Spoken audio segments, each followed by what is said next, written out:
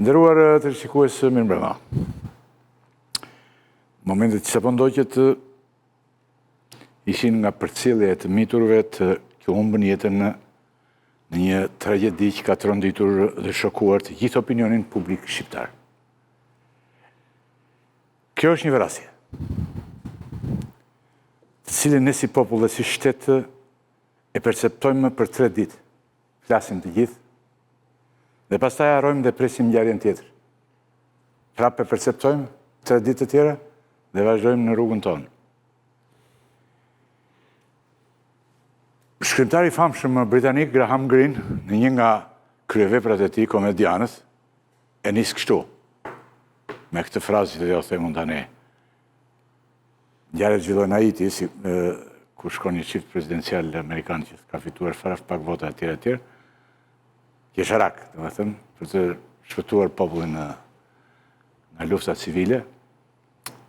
Dhe ai thotë kështu, në rreshtin e parë. Ai ishte, thotë, një qytet pa renj, dhe njerëzit e menin jetën si t'ju vinte. Fatkeqësisht, edhe ne, unë që po flas, këta që jemi këtu, po të gjithë, duket jemi një vend pa renj, pavarësisht se ç'themi dhe ç'mburemi ne, që s'lëm gjë pa thënë. Jemi një vend pa renj që dhe e marrim jetën si t'na vijë. Keshim me gjithçka, keshim me vdekjen, keshim me vetveten. Pra, nuk është moral. Është një dhimbje shumë e madhe, të cilën ne ja bëjmë vetes. Mungojmë ne, s'pari njerëzit, pastaj mungojnë qeverisjet, shteti.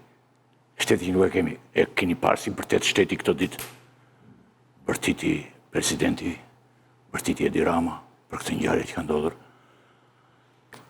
Bërtit Sali Berisha, rrugë më rrugë ku del, si këtë del rrugëve tani, në çdo rrugë të Tiranës, bërtasin të gjithë, bërtit Rama, mos e shfaqni këto pamje thash. Se janë makabre. Makabritetin që ne shkaktojmë vetë dhe duhet ta shohim, që të bindemi se çfarë jemi ne.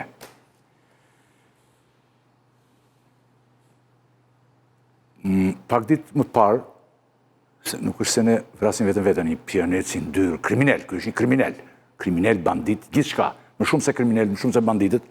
Pak ditë mbaj një biznesmen i rëndësishëm kines, shumë i kamur, kaloi në Shqipëri për punë biznesi, Li Yang, erdhi dhe u vran librasht. Pak ditë më parë. Pra, kjo është përditshmëria jonë. Pra, për tragjedinë e shtetit dhe për shoqërinë tonë do të flasim pjesën e parë të këtij emisioni. Do të flasim edhe për vendimin e gjykatës së lartë për rishkimin e masës së sigurisë të arrest me burg dhe disa ngjarje të tjera të kronikës. Arta Noxha, Baton Haxhiu, Ergys Mërtiri, Antona Bilekaj në studio. Faleminderit shumë. Faleminderit më. Dhe Baton e le atë se regjia ndonjëherë ngatron dhe e jep dhe transmetohet dhe celulari Po na duhet mi marr shënimet këtu. I merr, po transmetohet dhe celulari. Domethënë nuk jemi 4, jemi 5-6. Në lidhje direkte do të jetë përveç Mërtirit, që është analist dhe sociolog, do të jetë në një lidhje direkte dhe si sociolog Gzim Tushi, i cili do të thotë edhe ai mendimin e vet. Profesor, mirëmbrëma, faleminderit. Mirëmbrëma, faleminderit për ftesën. Atëherë kalojmë direkt te pjesa e parë. Vrasja e të miturve, një tragjedi e paralajmëruar, një kronikë, një vdekje e vrasje të paralajmëruar, siç thotë Gabriel Marquez në një vepër të tij. Kjo ngjarje ka 2 fëmijë që kanë humbur jetën dhe një tjetër që është i plagosur rënd, që ndoshta po shpëton për fat të mirë. Nga përplasja thamë me një person të dhëur, Nikol Radaçi, i cili dhe gjithmonë media e shfaqja të vazhdimisht edhe me një gotë të madhe pije përpara, të gjithë një njeri që duke të sytë, të veshët, të hundat, të gjithë shka, i dhëur. Dhe i kapur në rastet të tilla dhe më përpara, siç do flasim,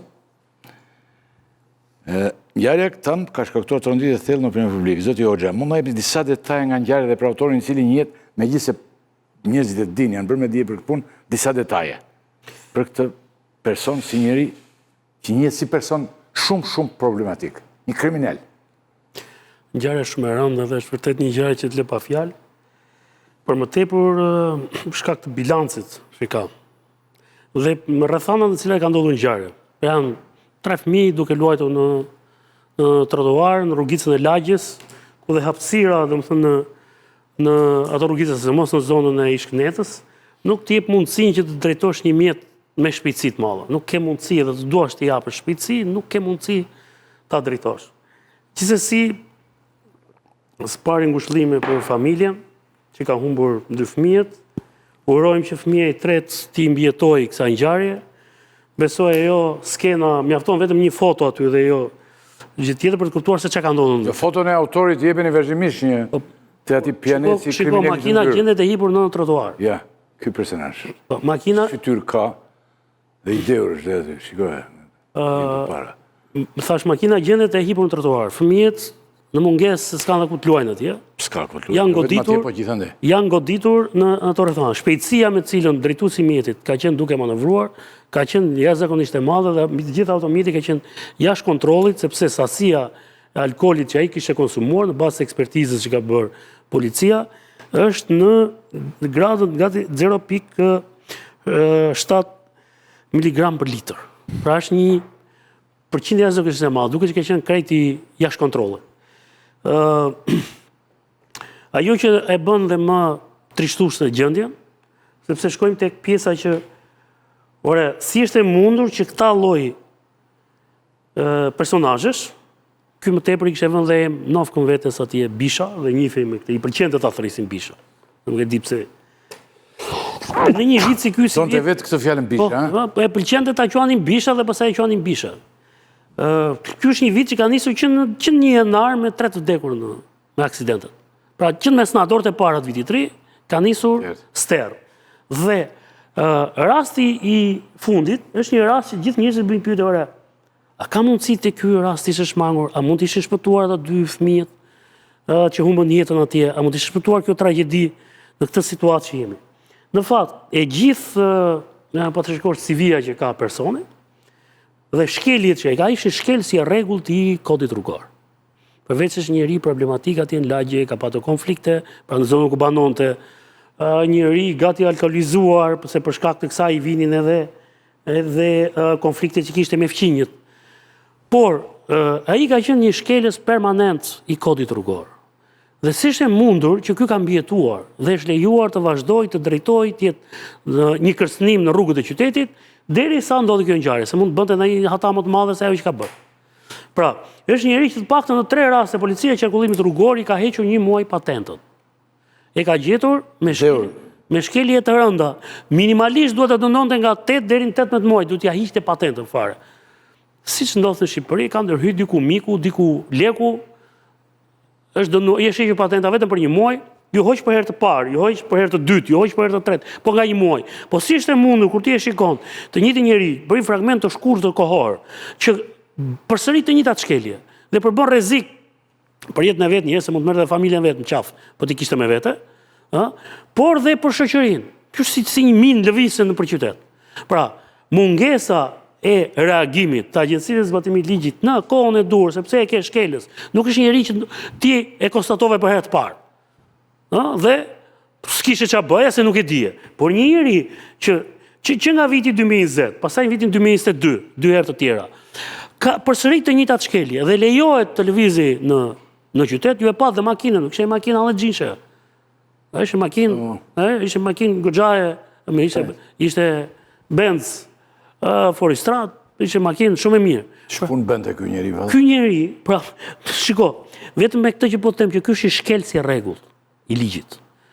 Dhe i mbijeton Gjithçka masave të ndërmarra, dhe ti e lejon deri në këtë moment, prandaj sot u gjet zgjidhja, shkarkojmë drejtorin e qarkut, shkarkojmë shefin e qarkullimit rrugor, se sa para bën, dëmi është bërë atje. Ti si kthen dot me ata 2 fëmijë. Dhe këto shkelje që i ka bërë, ato duhet të ishin ndjekur në atë kohë, duhet të ishte proceduar në atë kohë, madje mund të ishte çuar dhe në gjykat. Sepse thash, kodi rrugor pa shikon heqjen e patentës nga 8 deri në 18 muaj.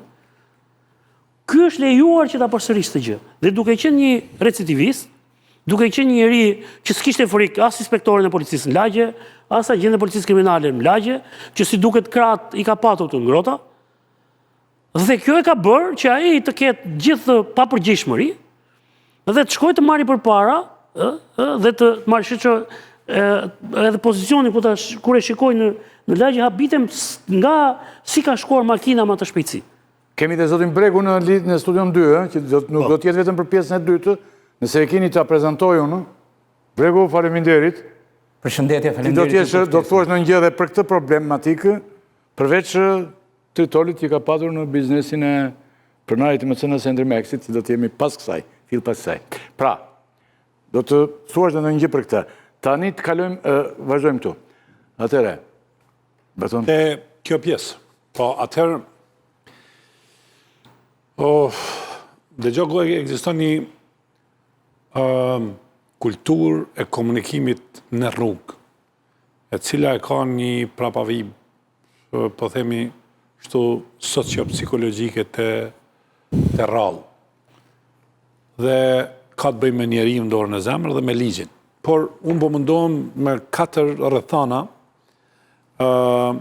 ose 4 arsye pse se si trajtojmë këto gjëra. E para, trotuari. Loja në trotuar tregon se kemi mungesë të vendit për lojë, mungesë të infrastrukturës dhe lagja kur ndërtohet e ka gjithmonë këtë rrezikun se fëmijët e kanë trotuarin vetëm vendin e vetëm të lojës. Që kjo është edhe mungesë e vëmendjes e prindërve, kur e dim se ka mungesë të ndërgjegjes të njerëzit, dhe natyrisht edhe shteti i cili nuk krijon kushte që fëmijët ta kenë hapësirën e vetë të lojës. E dyta është te toleranca e kodit rrugor, i cili në një farë mënyre vetëdijshëm e shikojmë shkeljen e çdo ditshme të ligjit dhe natyrisht toleranca shpeshherë është uniforma me blu, por natyrshëm edhe e funksionimit të një kohe të gjatë të fortit në veturat të shtrenjta, ose në veturat e cilat e ka një farë arrogance në rrugë. Kjo e dyta ka qenë përqendruar një kohë gjatë, dhe ky përqendrim realisht shkakton si aksidente me fatalitet. Që kalojmë tani te pika 3 të ndërgjegja njeriu ton, i cili realisht nuk ka respekt për fëmijën, nuk ka respekt për ligjin dhe nuk ka respekt për infrastrukturën. Të trija këto kemi plot raste, dhe ky është me fatalitet, por kemi plot raste që nuk e respektojnë një kalimshin, nuk i respektojnë gjërat të cilat janë elementare për të qenë funksionale një shoqëri dhe një ritëm, po themi, i jetës normale. Dhe pastaj vim të ajo pjesa publike, ku vendi tronditet, zemërohet, vajton zakonisht në publik. Kemi pastaj këto deklaratat publike që vinë me ranë presidenti, kryeministri, kryetari i opozitës, shefi i policisë, kryetari i kuvendit e tjera, të cilat realisht brenda ndërgjegjes thonë diçka, por ndërgjegja munguar pastaj është se veprimet janë gati të pakta, sepse të gjitha këto përfundojnë me lajme, pastaj përfundojnë me reagime, ngushëllime, pak debat që bëjmë na këtu në studio, ylli, dhe debat publik, dhe pastaj kjo shndrohet në harres. Dhe këto shndrohet. Këtu mbaron, po. Dhe çfarë ti thush mas këtyre 4 gjërave që thash, ku është esenca e problemit që neve na përsëritet? Atëre, zoti Tushi, shiko sa interesant është. Në Shqipëri, ndryshe nga vendet e tjera, se për shembull një pjesë e mirë e popullsisë shqiptare, pjesë e madhe jeton jashtë, nuk bën kështu jashtë.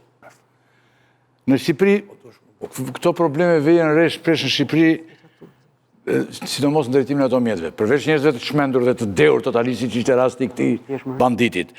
Njerëz krejt papërgjeshëm të intoksinuar, aksidentet pa numërta. Edhe shofer autobusi dende në raki dhe pastaj nisin turnin, pasi dehen. Çfarë mund të bëj shteti në këtë rast? Nuk dua të justifikoj, shteti mungon fare, po dhe ne. Kështu dhe emigrantët kur vinë shkelin rregullat, e shikojnë të gjithë, ndryshe janë krejt ndryshe jashtë, e shikojnë gjithçka dhe shkelin totalisht rregullat. Ndërkohë atje nuk guxojnë. Pra, është sistemi dhe jo individi. Që mendon, profesor? Jo, s'pari një ngushëllim shumë sinqert për humbjen e fëmijëve dhe natyrisht kjo është dita ku i gjithë opinioni publik është i sensibilizuar dhe natyrisht duhet parë problemi që mënyra se si reagojnë nga njerë nuk na ndihmon për të caktuar se kush është përgjegjësi dhe cilët janë përgjegjësi. Kam vënë re që e gjithë debati është përqendruar tek personaliteti nominal i njeriu të droguar apo të alkoolizuar, i cili ka përgjegjësi kryesore për këtë që s'është tragjedi, gati në përmasat e një masakre, që rrezikoi ka numër 2 jetë njerëz dhe i treti është duke luftuar me jetën. Pra, në këtë rast mendoj që për te këtij druri duhet shikojmë pyllin e madh të rrezikeve që ka shoqëria shqiptare dhe për mendimin tim, nëse do të bëja një statistikë sociologjike, 2 kategori janë që po rrezikojnë shumë në shoqërinë shqiptare. Ata janë fëmijët natyrisht për shkak të moshës dhe të moshuarit përsëri për shkak të moshës. Shikoni, ka kohë që flitet për ta shqyrtuar një shoqëri e rrezikut. Kjo shoqëria e sotme, shoqëria moderne ka shumë rrezike. Rreziket nga automobilat janë vetëm njëri prej tyre, por ne kemi rastin për ta mbajtur të specifikuar te ky rrezik për arsye sepse spari automobilat janë shtuar shumë, janë bërë pjesë e rëndësishme e jetës moderne, pas herë thuhet që sot automobili është shtëpia e dytë e njeriu modern. Pra ka një përdorim të gjerë dhe ne nuk kthehemi dot mbrapsht që të bëjmë përgjegjës automobilat. Nuk janë automobilat shkaku i viktimave, i fëmijëve që humbën jetën apo i tjerëve që janë vrarë. Jo, janë përdoruesit e automobilave, është kultura e përdorimit të automobilave, është mungesa e kontrollit ndaj tyre. Në këtë kontekst, unë do të thosha që kemi një problem i cili duhet parë në 2 arsye. Për mendimin tim, kjo ngjarje duhet parë për te ngjarjes, sepse ka 2 faktorë të rëndësishëm. Të parët janë faktorë të brendshëm, dhe dytët janë faktorë social, janë faktorë të jashtë. Faktorët e brendshëm janë të tillë që kanë të bëjnë me fëmijët e sotshëm. Me këta fëmijë që jetojnë në kushte ku hapësirat e tyre për të jetuar të lirë, të individualizuar, janë kufizuar në mënyrë të jashtëzakonshme. Më lejoni të them që ka një studim të bërë nga një sociolog shumë i madh, holandezi Bregman, i cili thotë që edhe të burgosurit hajrocen më shumë se sa fëmijët e sotshëm. Pra fëmijëve të sotshëm u shkufizuar hapësira e lojës. Po loja është aktiviteti kryesor dhe ne nuk i mbyllim dot në burgje fëmijët, as në këto shtëpitë betonta, as duke i lidhur me... Profesor, se kam si pikë më vete këtë që nuk kanë fëmijët, nuk kanë ku të shkojnë, sidomos në Tiranë njerëz një bazërdi shumë e madhe. Po personi në fjalë, ja 1 minutë. Personi në fjalë, një pyetje që kanë të bëjnë që ka të bëjë dhe me profesionin tuaj. Shiko, mos jemi pak të smurnesh si shoqëri, një pjesë e madhe njerëzish. Se duhet të themi, për shembull, kur kemi dhimbje fizike ne shkojmë në spital. Dhimbjet e mendjes edhe nuk para i kuptojmë. Ky njeri duhet të jetë i smur. Kemi spitale në profesor këtu apo si janë mbyllur? Spitale Shikoni, e para nuk zgjidhen në spitale. Sigurisht spitale kemi aq sa kemi. Po një njeri si ky, ja një sekond vetëm. Njeri si ky duhet të shkojë ose në burg që shkoj tani, po pasi e bëri tragjedinë, tani është shumë vonë. Është shumë vonë. Po, sigurisht. Po. Ky duhet të shkonte ose në psikiatri, ose në spital, ose në burg. Po ka kohë që ky bën këtë gjë. Ky me shpejtësi të madhe në rrugë, ky problem të vendi ku jeton, njerëzit kishin ankesat pa numër të gjithë aty, që intervistohen në momentin kur vjen drama, kur vjen tragjedia, kur na bie në kokë, atë që citova, më ka mbetur në mendje ajo, ndonjëherë citoj më shumë se një herë. kjo e Graham Greeneit, ndoshta njerëz para e njëre, dhe ne marrim jetën kështu. Përveç që e marrim kështu, edhe shumë të shmendur. Mos kemi shumë... Smundje duhet t'i tregojmë, po i kemi.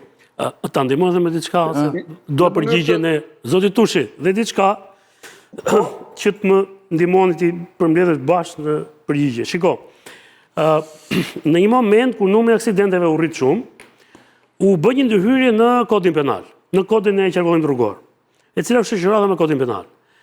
Dhe u shpresua që me vendosin e gjobave deri në 300.000 lek, me heqjen e patentës e ku dyun, do të kufizoheshin minimalisht aksidentet.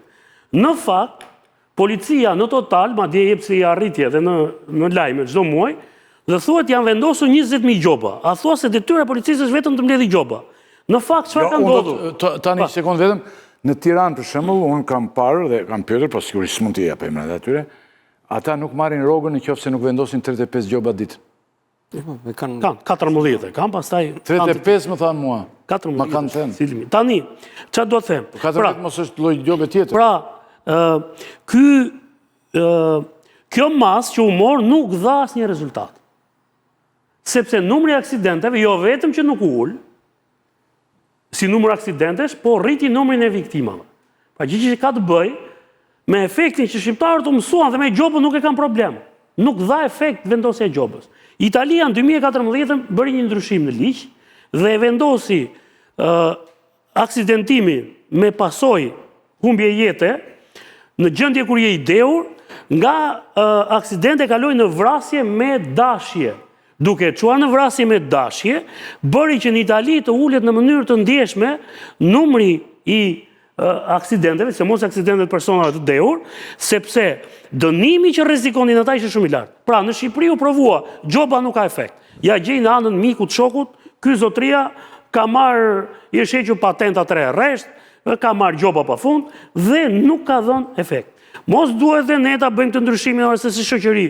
Nuk më bën shumë përshtypje. Sa kaloi Muriqanin, fshat Jugoslav është Malizia atje. Si ishte mundër mua i njëjti shofer, lidh rripin, ecë me 40 në orë, me 60 në orë, sa që ka tabela atje.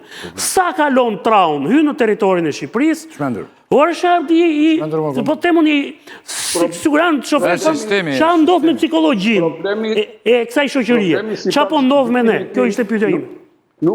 Nuk është vetëm juridik dhe penal dhe unë nuk jam partizan kur i vlerësimit që vetëm me masa ndëshkimore mund të rregullojmë shoqërinë. Pa diskutim, njerëzit që bëjnë krime dhe që bëjnë akte të shkelin rregullat urbane të jetës së përbashkët, të cilët janë shtuar shumë për shkak të një lloj neurotizmi që ka marrë shoqëria shqiptare, një lloj anarkie të individit që nuk pyet më për rregulla eksentrik.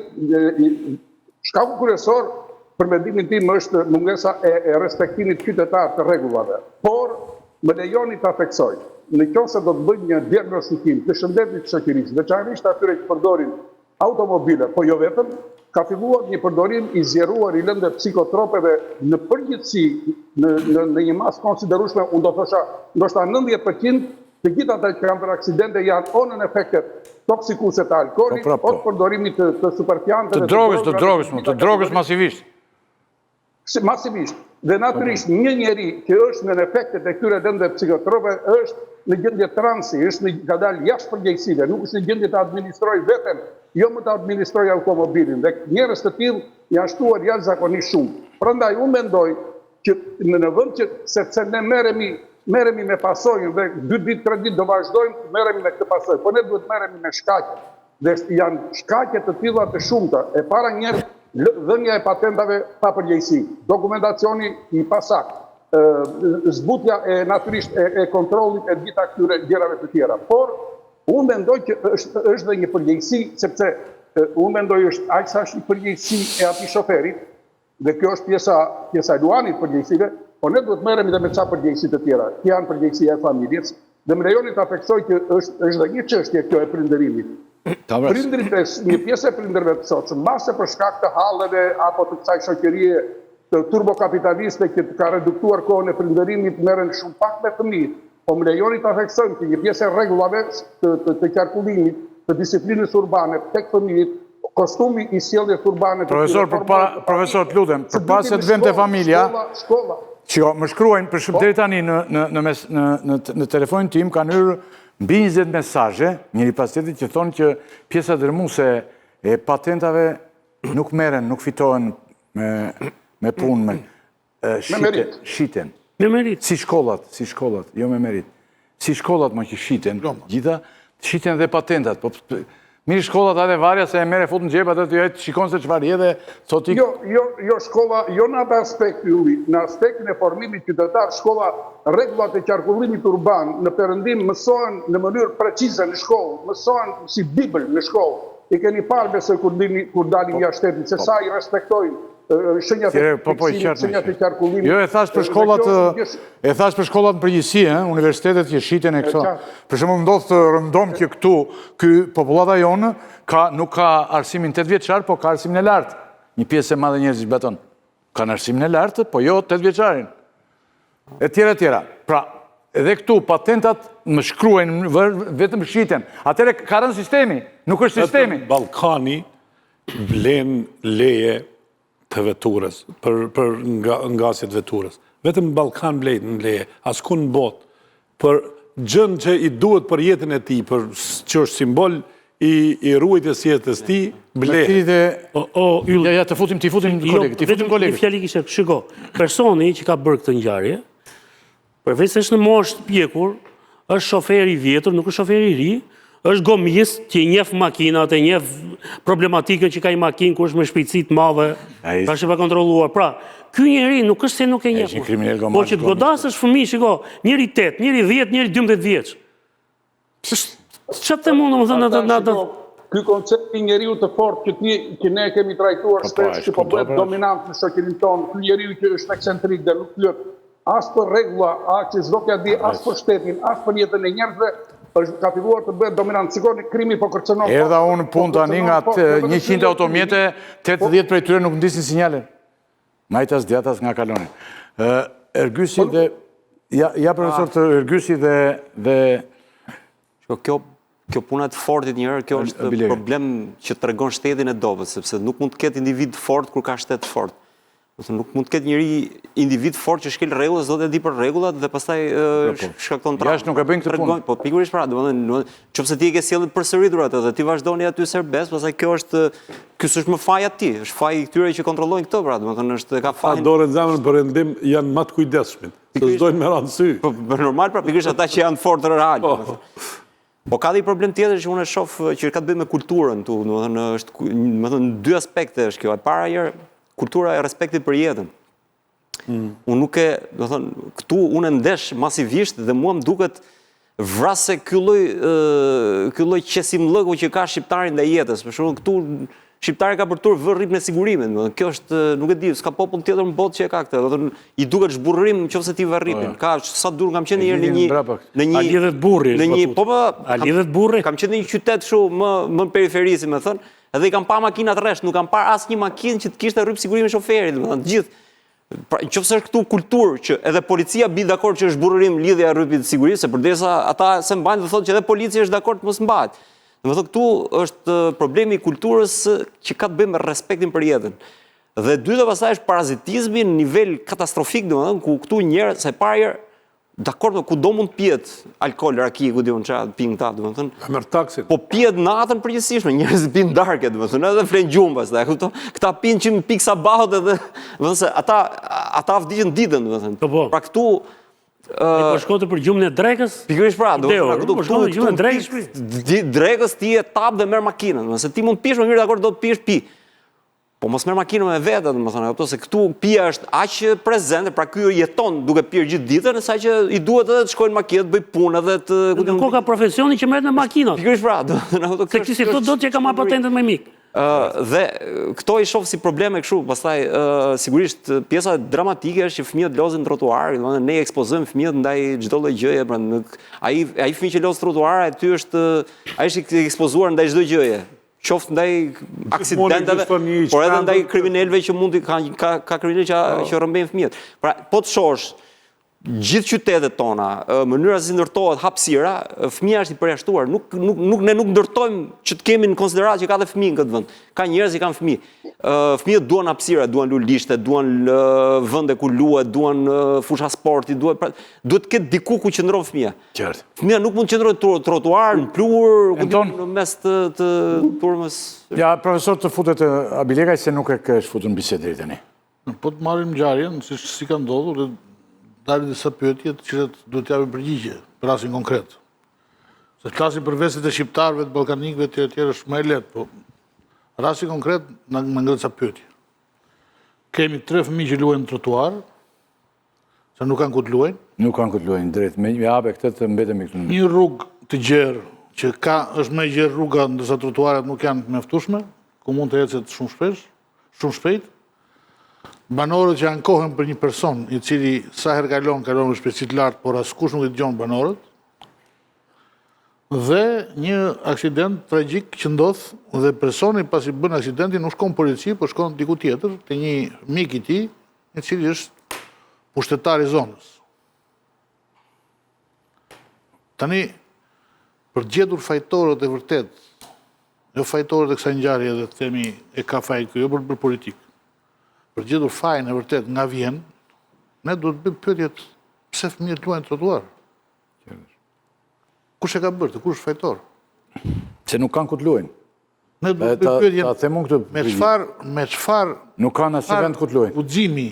Ja mua më dërguan tani në tonë vende ku kishin fushë të vogël basketbolli, mes 5 pallateve, edhe ajo Do bëj pallat. jo më është hedhur, ma dërgoi.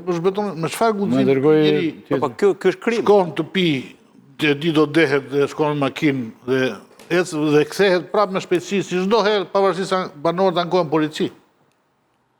Pse policia nuk ndërhyn kur ankohen banorët? Pse policia e sheh këtë jo si problem, po si mundësi për të bërë para? Po ti policia këtu nuk do ekzistonte, do kishte mjetë. Në Shqipëri, kur shikon një shkelës ligji, nuk e shikon si problem, po e sheh si mundësi për të bërë para. Shkon atje ti marr para se janë ankuar banorët. Por nuk e dia kanë ai test inteligjencë për ta që marrin patent, se duhet të ketë një kështu. Se ky Test inteligjencë është pagesë lekëve o zotri. Paguan lekët edhe ky është test. Ti është dhe i përgjegjshëm, duhet të provoj dhe përgjegjshme.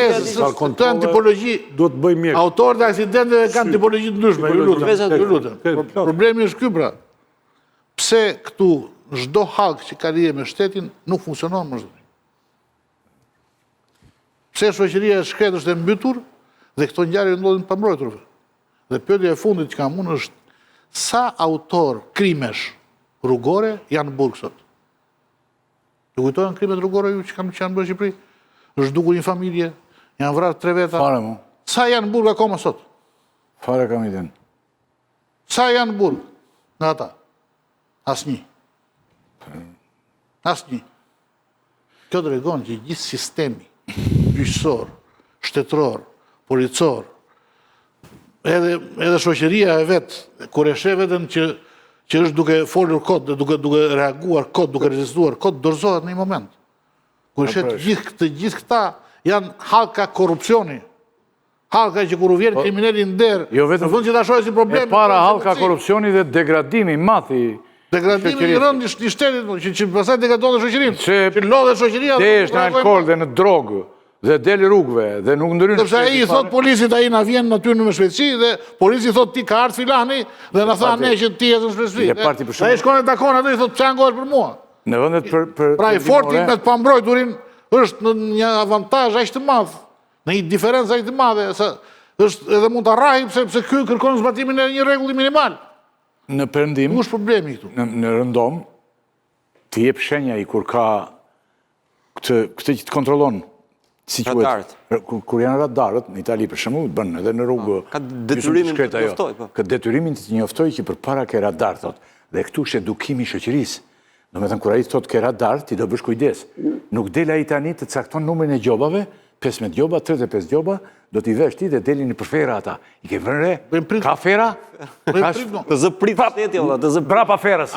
Del brapa ferës, të kap. Edhe e beri një gjobë, 2, 3, shënon gjobat. del te fera. Ai duhet lajmëroj edukimin. Ata e shohin. Qëllimi nuk është të edukoj shoferët, është të rreq lekët Policia nuk e shes si një problem, pra, e shes si mundësi. Se po ta shikon si problem, do bënte këtë paralajmërimin, ndalimin, do i thoshe ja po vjen radari, mos es me shpejtësi, kur ka një denoncim si në këtë rast, do e takon ato do i thoshe po ecë me shpejtësi, do merren këto masa e tjera. Jo. Ai e shes si mundësi për para. Ai vë aty se e di që makinat e shtrenjta ecin më shpejt, vë radarin, fshihet e fera, të kap, të merr lekët. Qartë. Po. Shkon ankori, ai banori, ankohet për shpejtësinë e atij, ai shkon i tregon, i merr lekët atij dhe në banorit përplaset pastaj. Po, profesor. Mund të... Unë mendoj që me që kemi kufizuar të raportit që kam rrezikun që kanë me fëmijët, të cilët duhet të pranojmë një gjë, duhet të pranojmë qatë vërteta të hidhura, ata po rriten me liri të kufizuar. Shikoni, dish do me thënë, ky është i llaf, mase i thjesht nga pikpamja nominale dhe po interpretimi i kësaj që fëmijët po rriten me liri të kufizuar, është me të vërtet polivalent dhe me shumë efekte për të sotme dhe për të ardhmen. Liri të kufizuara konkretisht çfarë, profesor?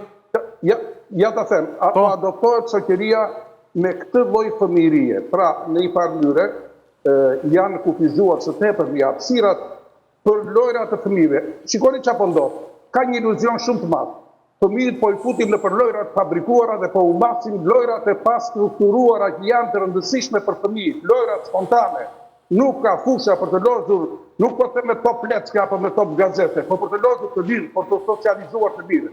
Edhe atë pjesë loje që bëjnë fëmijët, i çojnë në lojrat e fabrikuara. Lojrat e fabrikuara, e sajuara, të industrializuara, për shkak të mungesës së hapësirave normale, urbane, të cilat janë shumë të natyrshme për fëmijët, po është një deformim tjetër. Dhe kjo ka bërë që të kemi një lidhje të jashtëzakonshme toksike të fëmijëve me digitalet, me rrjetet sociale, me që shfaqin fenomene bullizmi, që ata bëjnë egoist, bullist, individualist, egoist, Jemi shumë komunikueshëm. Jemi shumë okej, profesor, por një sekond. Në rastin konkret kemi të bëjmë një njeri që duhet tjetë ose në spital psikiatrik, ose në burg i lidhur koke këmbë dhe të mos dalë asnjë sekondë nga qelia.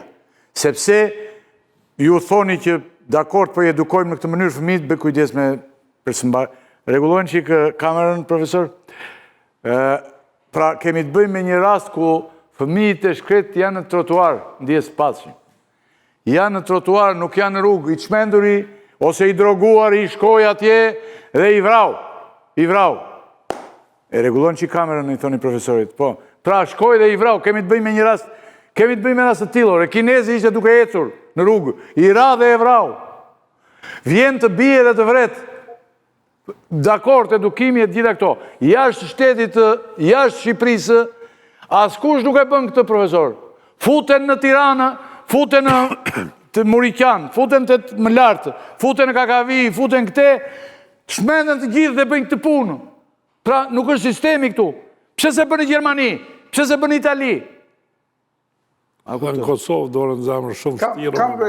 As Kosovë se bën dot. Kosovë se bën dot, thot. Batonin ke këtu. Nuk e bën dot. Pra janë të gjitha bashkë. Po sidomos shteti këtu nuk ka fare. Vetëm del Bajrami tani, Edi Rama, doktori, si thash, dalin atë i bërtasin. Fatkeqësi, tragjedie madhe, thonë tragjedie. Në vend që të shojë për jeshin e vetë, thot, mediat mos... Ata duhet të dalë, ja t'i shojmë një sekund, sinkron, se ka reaguar dhe kryetare Amës, si thot, nuk i shikojmë do të. Ata ka reaguar edhe Sali Berisha, edhe Edi Rama, edhe dy kemi ne, Edi Rama dhe këtë. Ti shikojmë kronikën, sinkronin. Mjaft. Kjo që po ndodh nuk është gazetari, është abuzim me dhimbje njerëzore. Nuk është informim kur dhuna, tragjedia dhe fatkesia kthehen në uri për klikime, të vrasësh dhe rivrasësh, të ekspozosh plak të hapura dhe të ushqesh publikun me ulërima dhimbje dhe tronditje njerëzore, është shkelje rënde etikës dhe çdo standardi. Gazetarë dhe drejtues të mediave mbani përgjegjësi. Ju nuk jeni vetëm transmetues lajmesh, jeni formësues të ndërgjegjes publike. Çdo fjalë e papërgjegjshme lëndon, çdo titull i tepruar dëmton, çdo kufi i kaluar rënon besimin te ju. Respektoni dinjitetin, mbroni viktimat, ndani informacion jo traumë. Nëse gazetaria humbet njerëzoren, ajo humbet gjithçka.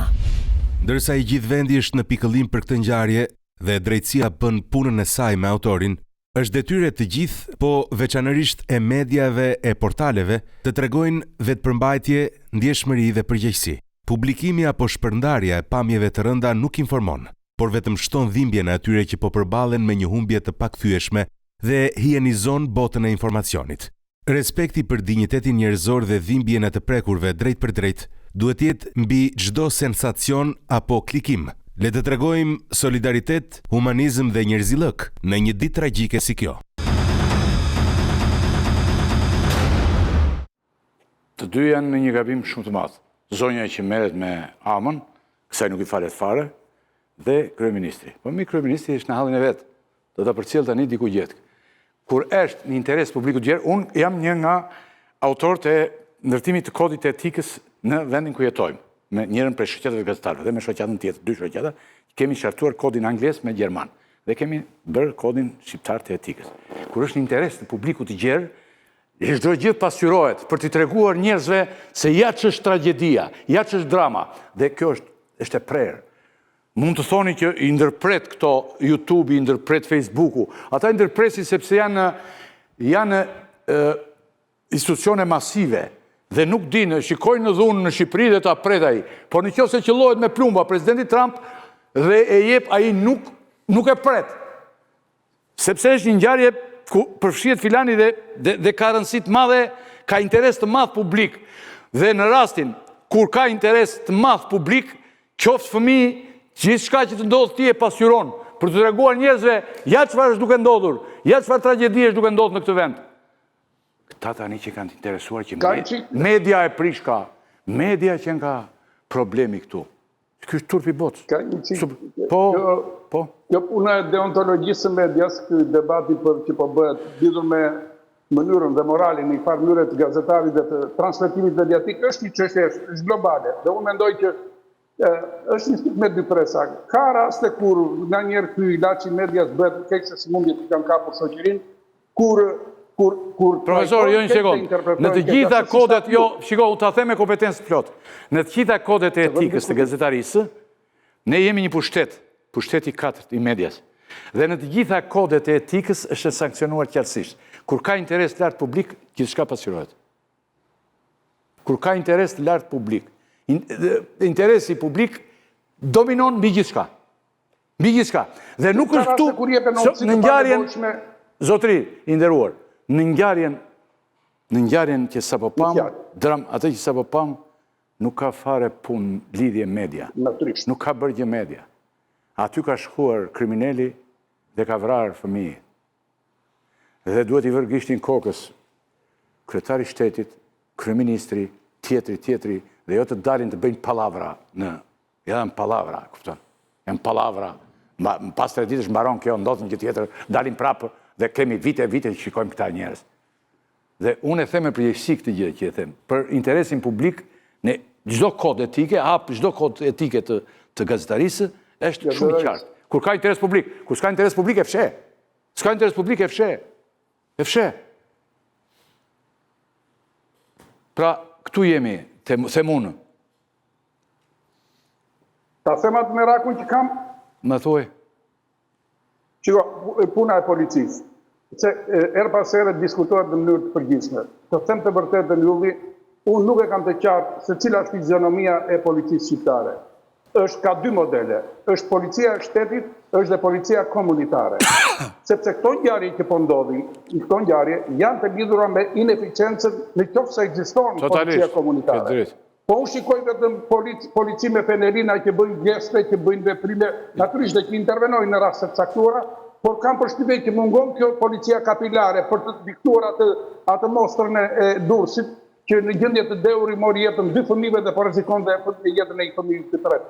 I dëgjoj gjithmonë dhe liderët e policisë, edhe politikanët, dhe as sot nuk e kam të qartë cila është fizionomia precize e policisë. Është polici shteti sui generis, polici shteti me fenerina, me ashtu arme, apo është dhe polici komuniteti që merret me probleme sociale kapilare që ka të vuan shoqëria sot. Nuk e kam të qartë. ata Ja, të mëroj me profesor faleminderit për të gjithë ndryrjen, do të kemi mundësi tjera të lidhemi bashkë, ishtë kënaqësi.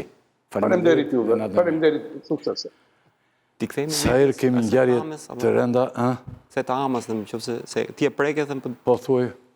Jo, më thënë, kjo që thot Ama është për mua është problematike në thelb, sepse duhet parë ajo që the ti, kemi të bëjmë këtu me spektaklin e dhunës, apo kemi të bëjmë me ekspozimin e një problemi social.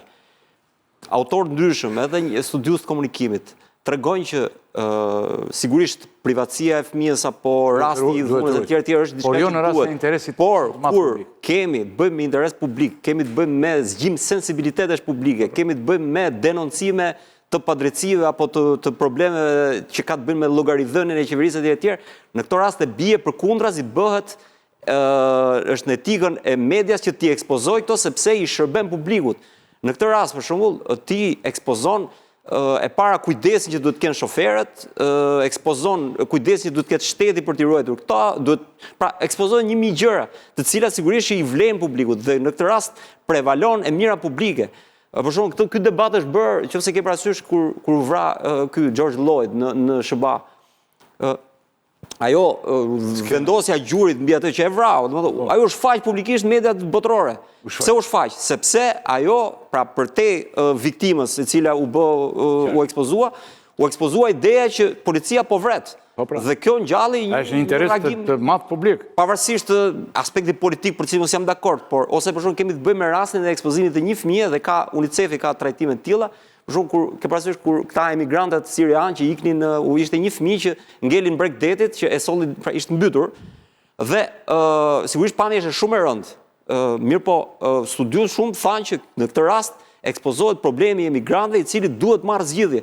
Dhe rasti i dramës së një fëmie në këtë rast i shërben publiku sepse sensibilizon njerëz, sepse në fakt prova, pra videoa apo fotoja zgjon sensibilitet. Emocionaliteti fort prodhon reagimin e publikut dhe reagimi i publikut i cili përgjithsisht është ngjumë, është i fjetur, bëhet i nevojshëm për të zgjidhur probleme. Kështu që në këtë rast media duhet vlerësuar. Qartë. Sigurisht këtu ka shkele, unë kam parë për shkak këtu ka pasur media, ka pasur media këtu. Jo vetëm këtë, ka media që manipulojnë për vjuse për gjitha. Media të cilat kanë nxjerrë. Por s'është ky rasti. Po pra, kanë nxjerrë raportin e një përdhunuesi minorenësh, kanë shkuar kanë nxjerrë si e përdhunoi. Po kjo është merr. Është skandaloz. Kurse këtu pastaj këtu s'ka asnjë arsye pse mos kemi të bëjmë me interes jashtëzakonshëm publik, ka ndodhur një tragjedi zotërin tani, ka ndodhur një tragjedi. Fëmijët në trotuar jashtë rrugës ka vajtur kriminali dhe i ka vrarë. Jo, shiko. I ka vrarë. Një studiues Durham quhet ai edhe quhet. Çfarë tani ne të futim kokën struci dhe me nderën lart, të ngrem me nderën lart dhe të futim kokën në rrë. Shembulli që merret për këtë është shembulli i Holokaustit apo fëmijëve në Palestinë sot. Sigurisht atë mbajmë të tmerrshme, shumë të rënda ti shfaqesh. Por ama ideja që del duke treguar një realitet është shumë e rëndësishme se sa problemi që ka shfaqja e një fëmie në vuajtje, domethënë. Pra, duhet vendosën peshore këto, cila është e mira publike dhe cili është dëmi që e keqja është që të parën. Se unë e kuptoj që Rama s'intereson të flasë kështu. Rama intereson se sepse Rama do që mos ngrej njëri gishtin dhe përgjithësim që ka qeveria. Kretar qeverisë s'poston këtu. Ai do s'poston problem. Po pra, Ylli, siç e ka ndodhur sot. Për shkak të pasojave të mëdha të ngjarjes, është detyruar familja e autorit të kësaj ngjarje, bashkëshortja, fëmia të largohet nga lagja me njëherë, sepse këta janë me origjinë nga Mirdit apo dhe ato janë familja Muça dhe Nikolli, që janë familjet e fëmijëve që humbën jetën aty. Dhe kanë bërë dhe një letër dërguar atyre që kërkojnë ndjes. Problemi është duket sikur jemi akoma në mesjet, do ta zgjidhim me kanon. Po, kupton tani, ngjarjen e ka bërë personi në fjalë. Pse janë larguar ato? Janë larguar për shkak të mos kanë frikë mos ketë një hakmarrje ose një sepse ata që kanë bërë krimin. Po familjarët, bashkëshortja dhe fëmijët. Ka bo krim ata apo ka bo ai. Pikërisht, po ky është mentaliteti sepse këtu jemi. Normal. Ai inspektori i zonës që është atje, është pikërisht për shmangu këtë gjë. A disa familja sot në Shqipëri që vajnë me policë sepse kushteti s'ra gondo funksionojnë. Njëri me probleme të mëdha jemi. Tha i gjë batoni çfarë? Ke këta, a vrau ai me gjithë gruan që vrau atë? E kanë vënë re kohët e fundit në Kosovë që nuk e nxirrin shpesh policinë në rrugë, pra nuk i shikoj shpesh në rrugë. To kohë i kam parë me vende fikse, për e kam mësuar se ku dalin. Pra e di pak a shumë se ku janë. Ku është dallimi? Policia në Kosovë nuk e shanse ti negociosh, ti japësh rrugë. Po, kjo është. Ai është tek gjoba. E kam bo me kamera, prandaj. Patjetër, po edhe ne i kemi kamerë. Problemi është e fundit që unë kam për të kaluar në Kamerat, kompromis me kjo është e rëndësishme kjo e kamera. Kamerë mentaliteti, kamerat i kemi ne. Kamerat e trupit i fikin kastile. Kamerat e trupit. Ky është problemi. Unë kam qenë, se një risi ka qenë në Shqipëri kjo kamerat e trupit. Po pra, pyetja i kam më. Tani nuk funksionojnë se i fikin që të kthehen te zakoni vjetër. Kjo është e qëllimshme pra. Për shembull, unë vazhdimisht ju them fqinjve, kur shkojmë në vende fqinj, Montenegro për shembull, në vend tjetër, them që këta nuk kanë kamera. Edhe vjen vetëm të vjedhin, të rëmbejnë, të marrin lek. Ndërsa në Shqipëri ka kamera, them, po këta i fikë kanë tani, I fikën, po. Ora kam, shiko, urdhri i drejtorit përgjithshëm. Unë kam qenë në Saras. Tani po e pe, ishte do rri radari, ose makina, është e kjo pjesë. Pra ndoshta tani... Do rri makina, kështu pajisja e ndezur, pa policë mbrapa. Se policia e fik, polici negocion, polici ndërmjetëson. Ndërkohë tani është urdhri i drejtorit përgjithshëm, u vendos radari, po s'ka policë. Ai fotografon. Kam qenë në një rast vetë tek teatri, na kapën na çuan në rajon. Ushtruan dhumbi 2 prej nesh, më shkel më turive gjak nga turit, dhe i thash atij polici gjyqësor, ke kamerën këtu, i thash edhe merre shife. Nuk punon kamera tha. Brenda komisariat, domethënë ato, po më fal, po ajo është e qëllimshme, se nuk mund mos punoj kamera në komisariat, pra mjetet e sigurisë nuk punoj brenda komisariatit. Domethënë kjo fiket sepse ata kanë, sepse ndryshe po të kishte kamerë, po ta dinte ai që ka problemin e kamerës, ai nuk do ushtronte dhunë. Çdo gjë ne po i vum njeriu mbrapa. Me këtë mentalitet që kemi, e fika i teknologjinë. Mbaj teknologji gjithë ditën ti. Ai shkon e fik. Po pra, po ta bësh me ligj, po ta fikësh ti ndëshkosh. I morëm 2 minuta. Italia e ka çuar vepër penale. Pra vepër, sidomos kur se ne në Shqipëri e quajmë edhe rrethana lehtësuese. Po. Kur je ideo, ra mos e ishte ideo. Po, ishte ideo, po. Ndërkohë Italia ka çuar vrasje me dashje. Që njerëzit kur shkojnë për festa për ku diun, o të shkojnë me taksi, o të jetë dikush që nuk do të pijë alkool, sepse dhe vetëm kjo masë ka rezultate. Dhe këta e kanë bërë ligjin, po problemi është që kush nuk e respektojnë më vëlla, se këtu edhe këtu në burg, ne shkojmë te gjoba se tha ylli çfarë. Ne shkojmë te gjoba. Na ngjarje të tilla që janë në tragjedi, ne edhe nuk mësojmë gjë apo ja. Po se ne 3 ditë zgjata. Zgjat 3 ditë dhe mbaron. Kjo është media. Kjo është. A di pse nuk mësojmë? Pra arsye se kemi reagime të cilat nuk kanë të bëjnë me deontologjinë. Janë reagime politike. Deontologjia të krijon hapësirë për të krijuar emocion. Dhe emocioni nxit pastaj shoqërinë që të reagojë, dhe kur reagon shoqënia, pastaj ndryshon edhe ligji. Ndryshon edhe mënyra po themi kështu të bërit të rritjes ndërgjegjës.